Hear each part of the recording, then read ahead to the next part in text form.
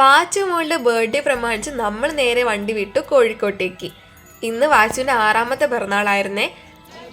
Birthday ആയതുകൊണ്ട് അവൾക്ക് കുറേ ഗിഫ്റ്റൊക്കെ കിട്ടിയിട്ടോ. വൈകുന്നേരം ആയപ്പോൾ ചെറിയ ഗാനമേളയൊക്കെ വെച്ച് നമ്മൾ പരിപാടി അടിപൊളിയാക്കി.